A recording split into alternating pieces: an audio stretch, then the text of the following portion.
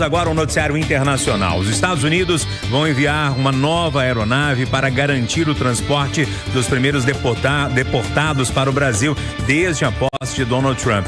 A expectativa é que o avião chegue em Manaus no início da tarde de hoje. Após problemas técnicos, os passageiros não desembarcaram em Belo Horizonte na noite de ontem, como previsto.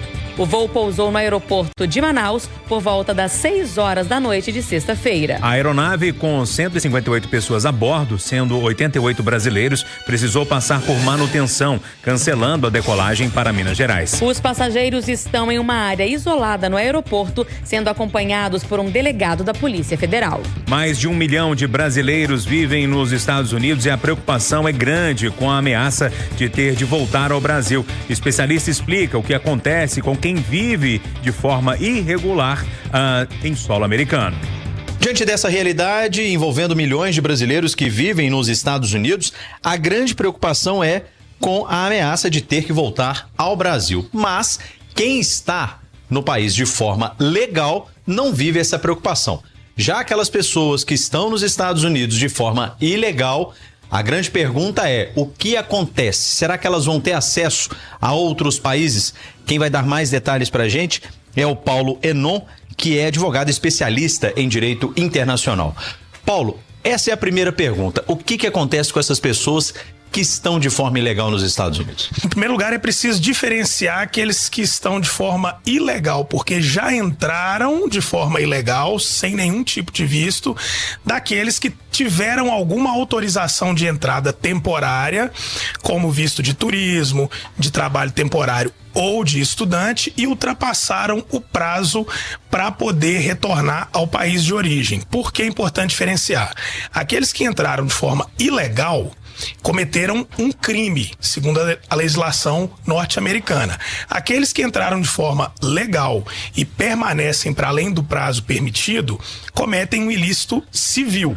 E isso também é importante porque essa primeira categoria comete um ilícito mais grave e, portanto, fica na mira das autoridades imigratórias de forma mais proeminente.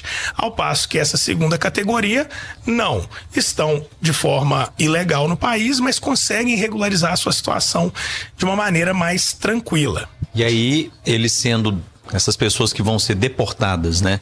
Eles podem ter acesso a outros países? A gente até estava conversando sobre a possibilidade de países da Europa, por exemplo. Existe algum tipo de restrição? A princípio, não existe uma regra de direito internacional que obrigue os países a compartilharem esse tipo de informação uns com os outros, assim como também não existe um banco de dados internacional de acesso amplo a todas as autoridades migratórias para que saiba que A ou B foi deportado de certo país ou não. Porém, existem tratados internacionais firmados entre certos países, e aí os Estados Unidos têm tratados com a União Europeia, tem tratados com o Brasil, para poder reportar deportações, pelo menos a princípio, de condenados por crimes graves.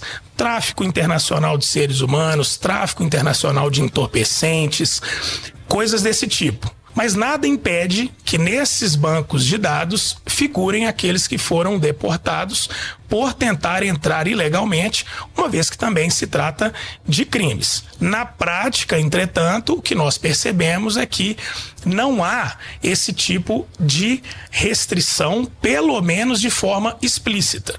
E também é importante dizer que nenhum país é obrigado a receber nenhum estrangeiro dentro do seu território. Então, qual é o melhor caminho para essas pessoas? O que elas devem fazer para buscar essa regularização? Hoje, na verdade, não há como, e principalmente sob a política imigratória de Donald Trump, regularizar a situação de quem entrou de forma irregular, principalmente recentemente. Aqueles que já entraram de forma irregular, mas pela política de outros governantes que antecederam Donald Trump já conseguiram regularizar parcialmente a sua estadia naquele país, podem ficar um pouco mais tranquilos, porque também, nesse momento, Donald Trump já expressou que está buscando aqueles imigrantes que têm dívida com a justiça americana ou que já têm, por outros motivos, ordem de deportação pendente.